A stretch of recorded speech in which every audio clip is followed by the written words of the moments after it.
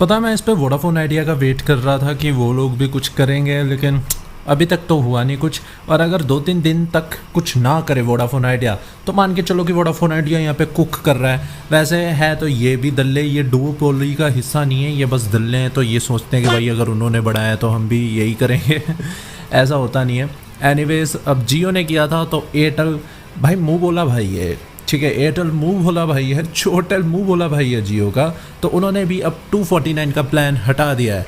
और जियो ने फिर एक और मस्त चीज़ करी, उन्होंने 799 का प्लान हटा दिया। 799 का प्लान जहाँ पे तुम्हें पहले 1.5 GB पर डे 84 डेज़ के लिए मिलते थे, यानी कुछ 260 रुपये में 3 महीने का जुगाड़ हो ही जाता था। अब वो प्लान भी हट चुका है, ठीक है। एयरटेल भाई ने तो चलो भाई, जियो का तो अभी भी रिटेल वाला है ना कि जो 250 का रिचार्ज है वो तुम रिटेल शॉप्स पे जाके करवा सकते हो।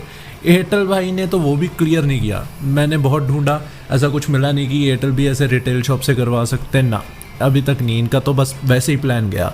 अब एक चीज़ और भी हुई है कि शायद ऑफ़र में तुम्हें एयरटेल अब 299 वाले में 1.5 GB पर डे दे दे, शायद ऑफ़र में, शायद, वरना 1 GB पर डे ही रहने वाला है। दूसरी तरफ वोडाफोन आइडिया, इनके पास भी 250 वाला प्लान है, लेकिन वो सिर्फ 24 दिन की वैलिडिटी के साथ आता है, ठीक है, और उसमें भी तुम्हें 1 GB पर डे मिल जाता है।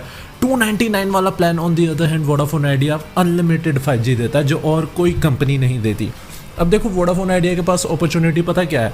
अब देखो ये जो थके हारे लोग हैं जो 299 वैसे भी अब जियो एयरटेल को देंगे बड़े शहरों में, लेट्स से दिल्ली मुंबई जहाँ पे ऑलरेडी 5G आ चुका है।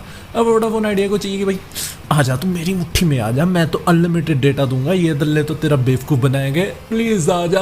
आप लोगों को ऑन दी अदर हैंड एक चीज़ याद रखनी चाहिए जो आप बिल्कुल भी याद नहीं रखते हो, कि भाई जियो एयरटेल ये सब बिजनेस है, ठीक है। इन्होंने बहुत टाइम तक बहुत ही सस्ते में तुम्हें अपनी सर्विसेज दी हैं। कोविड के टाइम पर जब पूरी दुनिया के कच्चे फट गए थे, तुम्हें क्या लगा था जियो एयरटेल के नहीं फटे होंगे? उन्होंने भाई सबर का घुट भरा, ठीक है, जहर पिया, तुम्हारे लिए इंफ्रास्ट्रक्चर खड़ा किया, अच्छा नेट दिया, वो प्रॉफिट्स निचोड़ेंगे तुमसे। अब समझ रहे हो, भाई निकालने नहीं वाले कि भाई पैसा दे, निचोड़ेंगे तुम लोगों को, क्योंकि अब उनमें पावर है। सारा बेस लगभग वोडाफोन आइडिया और BSNL तो गेम में ही नहीं है, ये दोनों BSNL और वोडाफोन आइडिया मिला के कुछ 30% बन रहे हैं मार्केट का, 30 भी शायद ही बन रहे हो, ठीक है। जियो एयरटेल के पास अब जब सारी गेम है, उन्होंने तो बस करना है जो करना है उन्होंने। एनीवे सब तुम देखो, तुम्हें क्या करना है इसका फैसला तुम करो, हम चलते हैं। ब्रॉडबैंड्स ना होते तो अभी तक ना तुम सड़कों पे लेट लेट के रो दिए होते।